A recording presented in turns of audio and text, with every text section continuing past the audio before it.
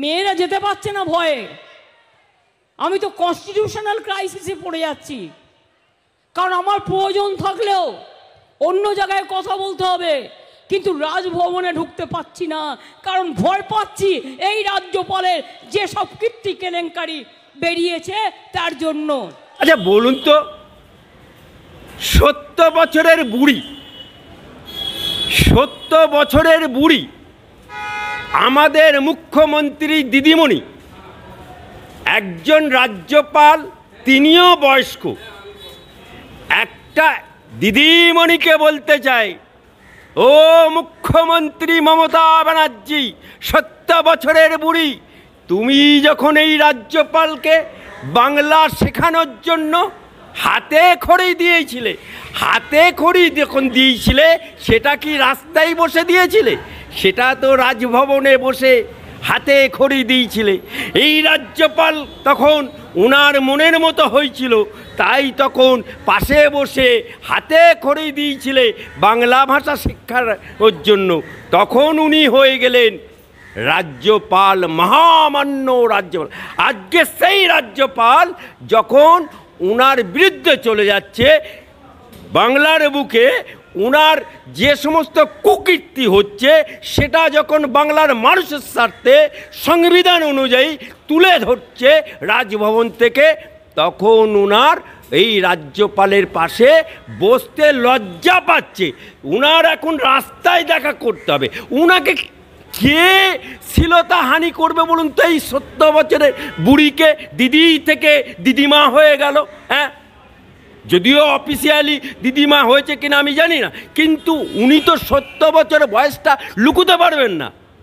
আজকে এই মহিলা, এই 70 বছরের দিদিমণি, এই 70 বছরের বুড়ি, আজকে বাংলার মুখ্যমন্ত্রী, তিনি বলছেন আমি রাজ্যপালের কাছে যেতে ওনার ভয় পাচ্ছে। রাজ্যপালের কাছে ওনার যদি যেতে ভয় পায়, অর্থাৎ উনি যে চোরেদের রানী, আজকে সৎ ব্যক্তি রাজ্যপালের পাশে বসতে ভয় পাচ্ছে, তাই উনি শ্লীলতা হানির ভয়ে উনি বলছে আমি যেতে পারবো না। প্রধানমন্ত্রীর প্রতিনিধি রাজভবনের লাটু সাহেব, মমতা ব্যানার্জি বাংলার মুখ্যমন্ত্রী। এই বাংলার মুখ্যমন্ত্রী এখন চোরেদের রানী হয়ে গেছে। বাংলার মুখ্যমন্ত্রী হীরক রানী হয়ে গেছে। বাংলার মুখ্যমন্ত্রী হীরক রানী বাই বাই হয়ে গেছে। আজকে মমতা ব্যানার্জির বালু থেকে আরম্ভ করে সব চোর ধরা পড়ছে। বাংলার বুকে শাহজাহান নামক যে একটা মুখ্যমন্ত্রী ছিল সন্দেশখালিতে, সেটা ধরা পড়েছে। আজকে সেই জায়গাতে ওরা মহামান্য রাজ্যপালকে সেখানেও ওরা শ্লীলতাহানির কেস দিচ্ছে। যে রাজ্যপাল একটা সাংবিধানিক পদে আছে, সেই তাকে আজকে মহিলা সংক্রান্ত কেসে ফাঁসাচ্ছে। আজকে ওরা মুসলমান লিবাস পরা, মাথায় টুপি, মুখে দাড়ি, সেই নওশাদ সিদ্দিকীকেও ওরা কেস খাওয়ালো। অর্থাৎ ওরা শ্লীলতাহানির কেসটা মহিলাদেরকে খুচরো পয়সার মতো করে ফেলেছে, 4 আনা 8 আনা 1 টাকার মতো করুন। Zero guarantee 420। আমি মুখ্যমন্ত্রীকে বলতে চাই, আপনি যখন শপথ নিয়েছিলেন, ওত নিয়েছিলেন, এই রাজ্যপালের কাছে কিন্তু ওত নিতে হয়েছিল, তবেই তিনি অফিসিয়ালি মুখ্যমন্ত্রী হয়েছিলেন। আর ভারতবর্ষের প্রধানমন্ত্রী, সেই প্রধানমন্ত্রীকে তুমি অপমান যাই করো, কিন্তু তিনি তো প্রধানমন্ত্রী। ব্যক্তিগত তুমি যা খুশি বলতে পারো, কিন্তু তিনি তো প্রধানমন্ত্রী।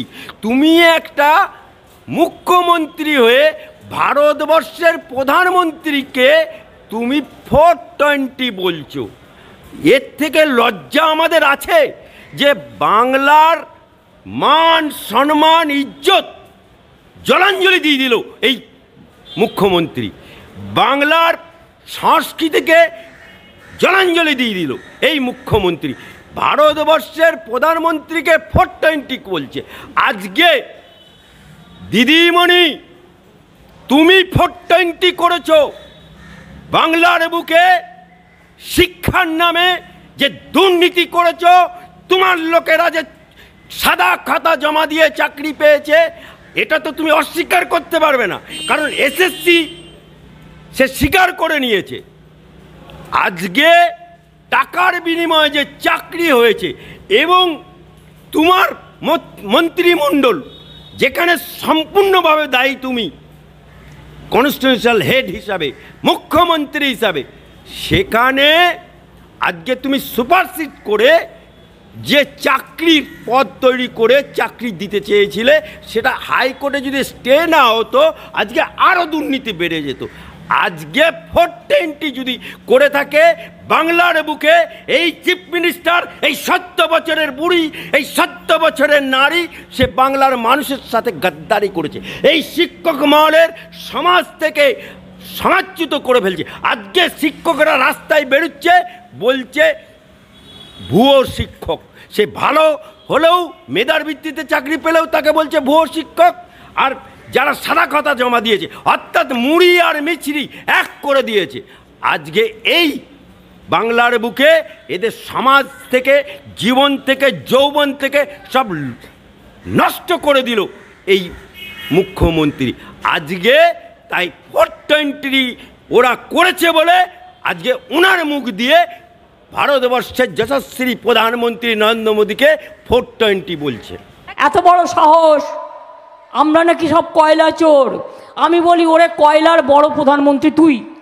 তোর কয়লা, তোর ডিপার্টমেন্ট, তোর গভর্নমেন্টের ডিপার্টমেন্ট, কোল ইন্ডিয়া, কোল মিনিস্ট্রি আমাদের হাতে নেই, ওটা তোমাদের হাতে।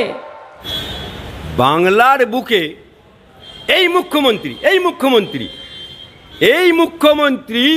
যখন অ্যাডমিনিস্ট্রেটিভ বৈঠক হয়, এ নিজে সেই বস্তির ঘরের মেয়ের মতো, এই একটা আইএস অফিসার, একটা আইপিএস অফিসার, এই অমুক ওটো এইটা বলো তো, এই তুমি ওটা বলো তো, মানে তুকারি পর্যন্ত আইএস আইপিএস অফিসারদেরকে ইনি বলেন। একটা মিটিংয়ে উনার এমএলএ শওকত মোল্লা বলছে, দিদি একটা জীবনতলায় বাস স্ট্যান্ড চাই। এই বাস, তুই তো বোম মারিস। অর্থাৎ নিজের দলের এমএলএকেও ও সম্মান দেয় না। অর্থাৎ ইনি নিজে সম্মান নিতে জানে না, অপরকে সম্মান দিতে জানে না। তাই এনার কাছে আজকে বাংলার বুকে আমরা লজ্জিত, বাংলার মানুষ লজ্জিত। আজকে দেখলেন না, সারা ভারতবর্ষে ইলেকশন হচ্ছে, কোনো রাজ্যে একটা বিড়াল মরে না, একটা কুকুর মরে না, একটা ছাগল মরে না। আর বাংলার বুকে গতকাল কেতুগ্রামে উনার দলের একটা নেতা, বুথ স্তরের নেতা, মুসলমান খুন হলো। মারছে মুসলমান, মরছে মুসলমান, জেল খাচ্ছে মুসলমান, আর ডিম খাচ্ছে দারোগা বাবু। মুখ্যমন্ত্রী তিনি বলছেন যে প্রচারের ঘন্টা বাড়াতে বাড়াতে বিজেপির মৃত্যু ঘন্টা বেজে গেছে। মৃত্যু ঘন্টা তো অনেক বাজিয়েছিলে, বামফ্রন্টের তো তুমি মৃত্যু ঘন্টা ঢং ঢং করে এই 21শে জুলাই বাজিয়েছিলে। তাই মৃত্যুর ঘন্টা তুমি বাজিয়েছিলে বামফ্রন্টের সময়, আর আজ তুমি বিজেপির মৃত্যু ঘন্টা বাজাতে এসছো। নোট করো মুখ্যমন্ত্রী, অ্যাডভোকেট আলী আফজল চাঁদ বলছি, যদি বাপের বিটি হবে তাহলে মুখ্যমন্ত্রী, তোমার জন্ম, এই তৃণমূল দলটার জন্ম, তুমি কংগ্রেসকে ভেঙেছিলে, কংগ্রেসের সাথে গাদ্দারি করেছিলে, করে তৃণমূল পার্টিটা জন্ম দিয়েছিলে। যেদিনকে জন্ম দিয়েছিলে তখন তুমি সিম্বল পাচ্ছিলে না। এই ভারতীয় জনতা পার্টির অটল বিহারী বাজপেয়ী তোমার ওই টালির ঘরে এসেছিল, তুমি বাজপেয়ীকে মালপোয়া খাইছিলে। তখন অটল বিহারী বলেছিল কি, এটা আমার বিটি বটে, আর তিনি হলেন বাপ। তুমি অটল বিহারী বাজপেয়ীকে বাপ বলেছিলে, তাই সেদিনকে এই বাপ বলল আমি পদ্ম ফুল, আমার বিটি হবে জোড়া ফুল। তাই বাপ বিটি মেলে ভারতীয় জনতা পার্টি আর তৃণমূল একসাথে গঠবন্ধন করে এই বাংলার বুকে ইলেকশন লড়েছিলে। 11টা সাংসদ হয়েছিল, 9টা সাংসদ ছিল তোমার তৃণমূলের, 2টো ছিল বিজেপির, একটা তপন সিকদার, একটা জুলো মুখার্জি। 2টো সাংসদকে বাজপেয়ী সরকার, ভারতীয় জনতা পার্টি তাদেরকে রাষ্ট্রমন্ত্রী করেছিল, তোমাকে করেছিল ভারতবর্ষের রেলমন্ত্রী। কিছুদিন বাদে তুমি রেলমন্ত্রী ছেড়ে দিলে, কি না তাহেলকা.com এনআরসি করতে হবে, সিএ করতে হবে বলে তুমি পদত্যাগ করেছিলে। তারপরে হলে কি, তুমি কয়লা মন্ত্রী। আজও পুরনো দেয়ালগুলো খুললে দেখা যায় সিপিএম লিখেছিল কয়লা ময়লা সাবান দিয়ে ধুলে যায় না। তারপরে হলে দপ্তরবিহীন মন্ত্রী। সেদিনকে ভারতীয় জনতা পার্টির গর্বের জন্ম নিয়ে আজকে তার মৃত্যু ঘণ্টা বাজাতে গেছিল। আজকে মৃত্যু ঘণ্টা বাজাতে গিয়ে তুমি আইএনডিএ জোট করলে, তার সাথেও গাদ্দারি করলে। অর্থাৎ তুমি কংগ্রেসের সাথে গাদ্দারি করেছো, তুমি বিজেপির সাথে গাদ্দারি করেছো, আইএনডিএ যে জোটের সাথে গাদ্দারি করেছো, বর্তমানে শিক্ষকদের সাথে গাদ্দারি করেছো, মুসলমানের সাথে গাদ্দারি করেছো, সনাতনীদের সাথে গাদ্দারি করেছো। তাই গাদ্দার মুখ্যমন্ত্রী, নিমকহারাম মুখ্যমন্ত্রী বাংলার মানুষ আর সহ্য করবে না। अब तो खेल शुरू हुआ, ऊट पहाड़ से नीचे नामा, ऊट पहाड़ से नीचे नामा। বাংলার বুকে সন্দেশখালিতে ফেক ভিডিও তৈরি করে বাজার মাত করার চেষ্টা করেছিল। আজকে বাংলার বুকে এই ফেক ভিডিও দেখিয়ে যে কিস্তি মাত করতে চাইছে, একটা বাংলার মেয়ে নির্যাতিত, নিপীড়িত, অত্যাচারিত, যে নাকি দুবেলা দুমুঠো খেতে পায় না, পান্তা ভাত আর কাঁচা লঙ্কা দিয়ে জীবনযাপন করে, সেই মেয়েটিকে এত ভয়, হ্যাঁ সেই মেয়েটিকে এত ভয়। আজকে রেখা পাত্রের সাথে লড়তে পারছে না বলে, পায়ের তলা থেকে মাটি সরে গেছে বলে আজকে ফেক ভিডিও দেখেছে। আজকে বাংলার বুকে আজকে ওই সন্দেশখালীর মা বোনেদের রেট বাঁচছ 2000 টাকা, 3000 টাকা। হ্যাঁ, আজকে তোমার দলের লোকেরা রেট বাঁচছে, তাই সন্দেশখালীর মা বোনেরা এবারে স্বতঃস্ফূর্তভাবে ওই তৃণমূলের হারামজাদা, তৃণমূলদের লাচখোর, তৃণমূলদের হারামজাদাদের বিরুদ্ধে এবারে সন্দেশখালী একটা টেলার হচ্ছে, পিকচার আবি বাকি হ্যায়। এই মালটা কোনোদিন সত্যি কথা বলেছে? 2019 সালে কি বলে নির্বাচনী ইয়েতে হলপ করে যে এফিডেভিট জমা দিয়েছে, তাকে বলে সেখানে বলেছিল ঘর ভাড়া দিয়ে খায়। তা অর্থাৎ ঘর ছিল সেটাকে ভাড়া দিয়ে খায়। আজকে বলছে জায়গা নেই, জমি নেই, ঘর নেই, দোর নেই। তাহলে শান্তিনিকেতনের বাড়িটা কার? আজকে কালীঘাটে যেখানে ঝাড়বাতি ঘুরছে, লিফট চলছে, সে বাড়িটা কার?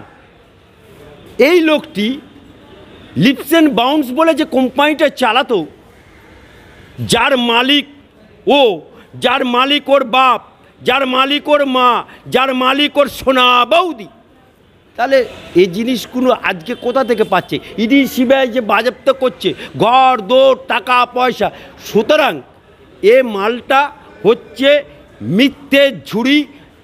যদি ভারতবর্ষে মিথ্যাশ্রী পুরস্কার দিতে হয় তা মমতা ব্যানার্জি আর অভিষেক ব্যানার্জির নাম আগে চলবে।